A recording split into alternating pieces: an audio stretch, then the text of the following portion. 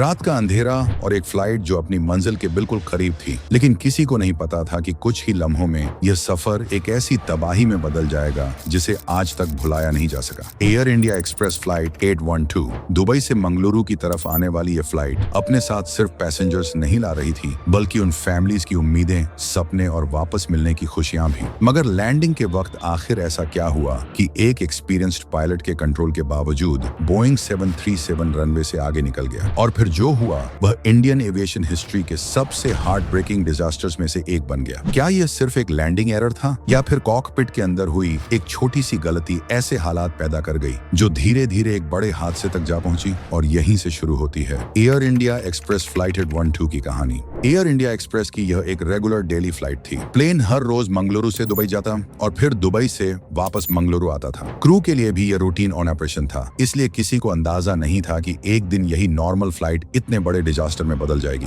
22 मई 2010 की रात क्रैश से पहले वाली इनकमिंग फ्लाइट यानी air India express flight 811 Dubai international airport पर लगभग 11:45 पर सेफली लैंड करती है। अब इसी एयरक्राफ्ट को कुछ ही देर बाद फ्लाइट 812 बनकर इंडिया के लिए वापस उड़ना था। लैंडिंग के बाद एयरपोर्ट स्टाफ तुरंत काम शुरू कर देता है। प्लेन की इंस्पेक्शन होती है, फ्यूल रिफिल किया जाता है और सारे जरूरी चेक्स कंप्लीट किए जाते हैं ताकि नेक्स्ट फ्लाइट बिना प्रॉब्लम के रवाना हो सके। इसी दौरान एक 160 पैसेंजर्स भी बोर्डिंग शुरू कर देते हैं जो दुबई से इंडिया लौट रहे थे। इस फ्लाइट के लिए बोइंग 737 यूज किया जा रहा था। ये बोइंग 737 नेक्स्ट जनरेशन सीरीज का मॉडर्न एयरक्राफ्ट था, जिसे स्पेशली उन एयरपोर्ट्स पर यूज किया जाता था जहां रनवे छोटे या चैलेंजिंग होते हैं। इस एयरक्राफ्ट ने अपनी पहली फ्लाइट 20 दिसंबर 2007 को भरी थी और सिर्फ एक महीने बाद एयर इंडिया एक्सप्रेस को डिलीवर कर दिया गया था। यानी क्रैश वाली रात तक यह प्लेन लगभग 3 साल पुराना था और टेक्निकली बिल्कुल ठीक कंडीशन में था। फ्लाइट को अनफिट करने की जिम्मेदारी उसी क्रू के पास थी जो कुछ देर पहले एयर इंडिया एक्सप्रेस फ्लाइट 811 को भारत से दुबई लेकर आया था। यानी वही पायलट्स एंड केबिन क्रू अब इसी एयरक्राफ्ट को फ्लाइट 812 के रूप में वापस मंगलुरु ले जाने वाले थे। सब कुछ रूटीन लग रहा था, लेकिन किसी को नहीं पता था कि यह उनकी जिंदगी की आखिरी फ्लाइट बनने वाली है। इस फ्लाइट के कैप्टन थे 55 साल के जलाटको ग्लूसिका। वह काफी एक्सपीरियंस्ड पायलट थे। उनके पास लगभग 10,000 फ्लाइंग घंटों का एक्सपीरियंस था, जिसमें से करीब 7,500 घंटे कैप्टन के रूप में कंप्लीट किए गए थे। सिर्फ बोइंग 737 पर ही उनका 2,440 घंटों का एक्सपीरियंस था। कॉकपिट में उनके साथ थे 40 साल के फर्स्ट ऑफिसर हरबिंदर सिंह अहलूवालिया। उनके पास टोटल 3,620 फ्लाइंग घंटों का एक्सपीरियंस था और उनमें से 3,319 घंटे बोइंग 737 उड़ाते हुए कंप्लीट किए गए थे। यानी दोनों पायलट्स एक्सपीरियंस थे और एयरक्राफ्ट को हैंडल करने की पूरी कैपेबिलिटी रखते थे। पायलट्स के अलावा एयरक्राफ्ट में 4 केबिन क्रू मेंबर्स भी मौजूद थे।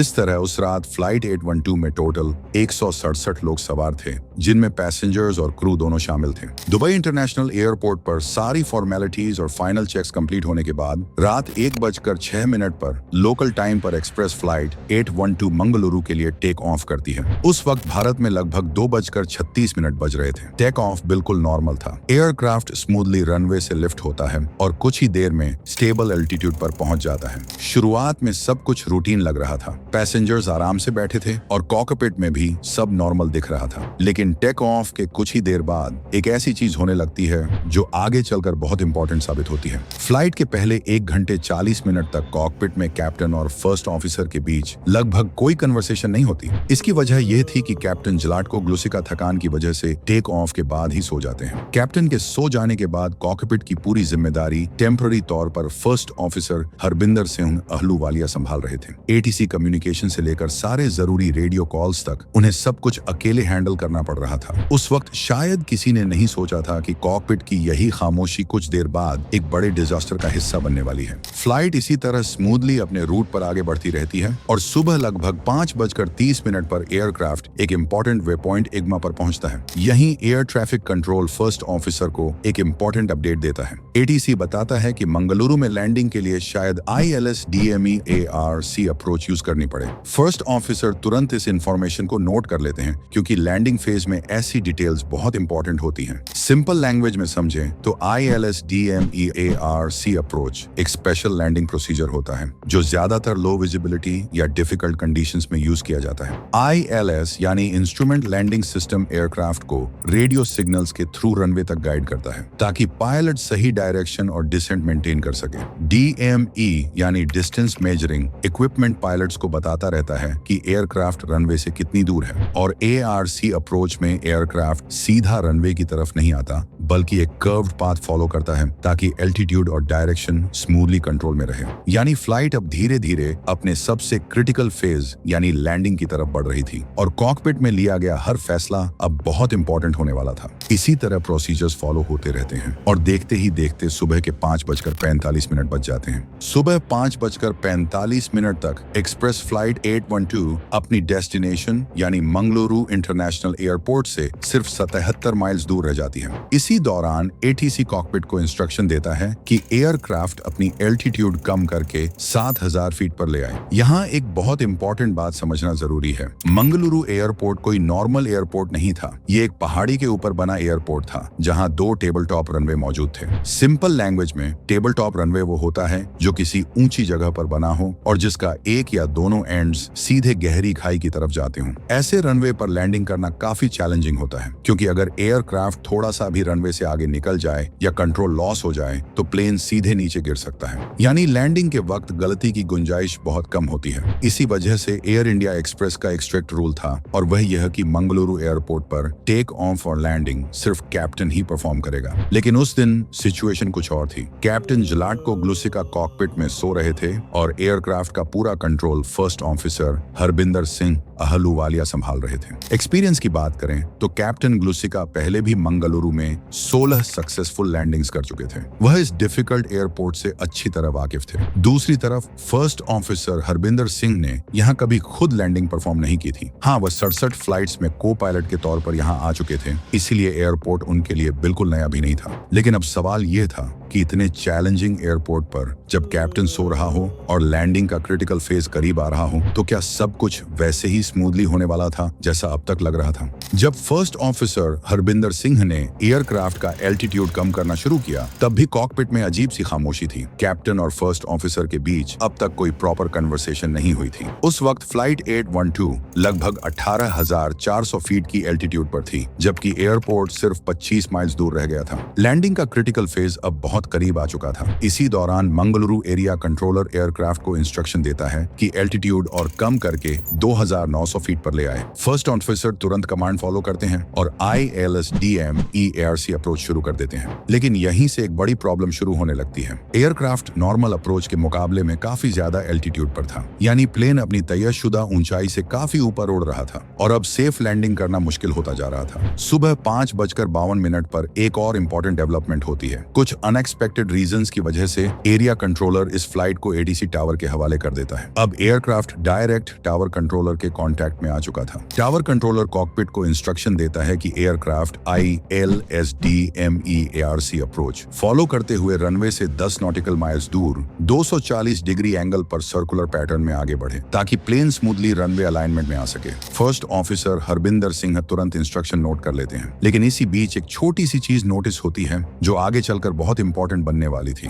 रेडियो कॉल कंप्लीट करते वक्त फर्स्ट ऑफिसर एक जोर की उबासी लेते हैं। यह इस बात का इशारा था कि वह काफी देर से अकेले कॉकपिट हैंडल करते करते थक चुके थे और शायद अब पूरी तरह एक्टिव भी नहीं रहे थे। अब जाकर पहली बार कैप्टन जलाटको ग्लुसिका को एहसास होता है कि प्लेन जरूरत से ज्यादा ऊंचाई पर उड़ रहा है और सिचुएशन तेजी से कंट्रोल से बाहर जा रही है। उस वक्त प्लेन लगभग 9000 फीट पर था, जो लैंडिंग के इस फेज के लिए बहुत ज्यादा एल्टीट्यूड माना जाता है। ये देखते ही कैप्टन एयरक्राफ्ट को जल्दी नीचे लाने की कोशिश करते हैं। वह लैंडिंग गियर टाइम से पहले डाउन कर देते हैं और स्पीड ब्रेक्स भी एक्सटेंड कर देते हैं ताकि स्पीड और एल्टीट्यूड दोनों को आक्रामक तरीके से कम किया जा सके। कॉकपिट में अब प्रेशर साफ महसूस हो रहा था। हर सेकंड इंपॉर्टेंट था। सुबह ठीक 6:03 पर कैप्टन लैंडिंग चेकलिस्ट कंप्लीट करते हैं और एयरक्राफ्ट को रनवे की तरफ ले जाना शुरू करते हैं। लेकिन प्रॉब्लम अब भी वही थी। प्लेन अभी भी स्टेबल लैंडिंग प्रोफाइल में नहीं था। इस वक्त एयरक्राफ्ट एयरपोर्ट से सिर्फ 2.5 माइल्स दूर था और उसका एल्टीट्यूड लगभग 2500 फीट था। रनवे बहुत करीब था, लेकिन प्लेन अब भी तयशुदा हाइट से ऊपर उड़ रहा था।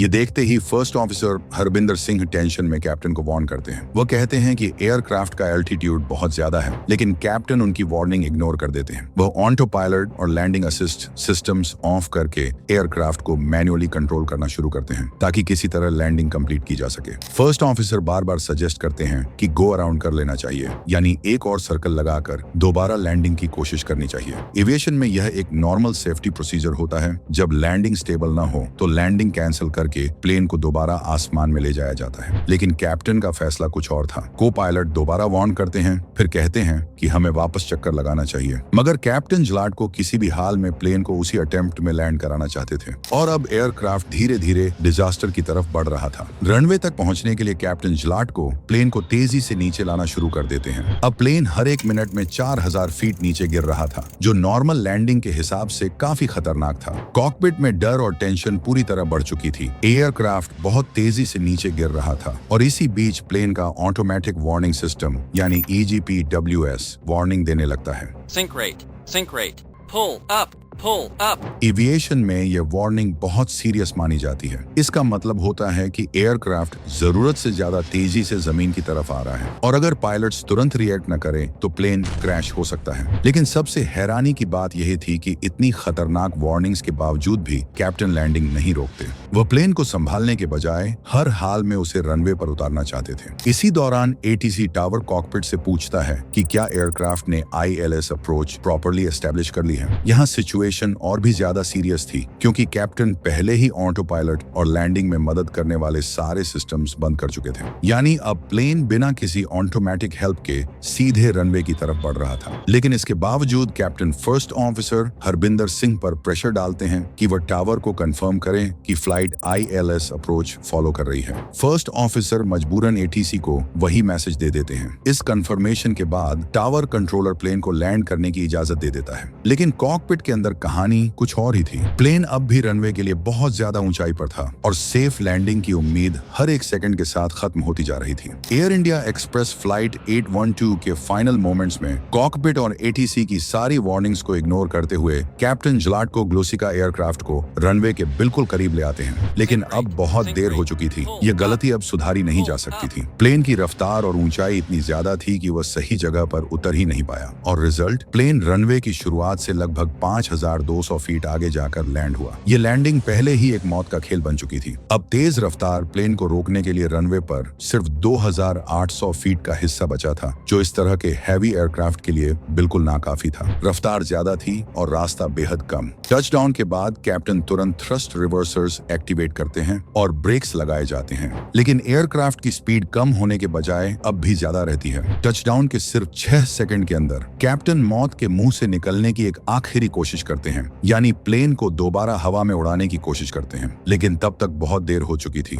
हालात इतने खराब थे कि अब बचने का कोई रास्ता नहीं बचा था। Air India express flight 812 runway पर कंट्रोल खोता हुआ आगे बढ़ता रहता है और रनवे के एंड को क्रॉस कर लेता है। फिर वह 60 मीटर की स्ट्रिप और 90 मीटर के सेफ्टी एरिया को भी पार कर जाता है। आखिर में एयरक्राफ्ट रनवे के एंड से नीचे गहरी खाई में गिर जाता है और यह रूटीन फ्लाइट एक ट्रैजिक डिजास्टर में तब्दील हो जाती है। मौके पर रेस्क्यू टीम्स जल्दी पहुंच जाती हैं और बचाव का काम शुरू होता है, लेकिन हालात इतने खराब थे कि air India express flight 812 crash में मौजूद 167 लोगों में से सिर्फ 8 पैसेंजर्स ही जिंदा बच पाते हैं। बाकी सब इस ट्रैजिक एक्सीडेंट का शिकार हो जाते हैं। इसके बाद एयरपोर्ट्स अथॉरिटी ऑफ इंडिया और बोइंग के एक्सपर्ट्स मिलकर क्रैश साइट पर इन्वेस्टिगेशन शुरू करते हैं। फाइनल इन्वेस्टिगेशन रिपोर्ट में एक्सीडेंट का मेन रीजन पायलट एरर था, स्पेशली कैप्टन का लैंडिंग जारी रखने का फैसला और सिचुएशन को समय पर स्वीकार न करना इस डिजास्टर का फैक्टर था। उन्होंने न फर्स्ट ऑफिसर की वार्निंग्स को सीरियसली लिया और न ही सिस्टम अलर्ट्स को। रिपोर्ट के मुताबिक कैप्टन की नींद तो पूरी थी, लेकिन टेक ऑफ के बाद वह फ्लाइट में सो गए थे। अचानक जागने की वजह से उन्हें स्लीप इनर्शिया हो गया, जिसने उनके दिमाग और फैसला लेने की ताकत को कुछ देर के लिए बिल्कुल सुन्न कर दिया था। एक और बड़ा फैक्टर यह था कि उस दिन मंगलुरु एरिया का रडार पूरी तरह एक्टिव नहीं था, जिसकी वजह से एल्टीट्यूड बदलने की इंस्ट्रक्शंस में थोड़ी देरी हुई।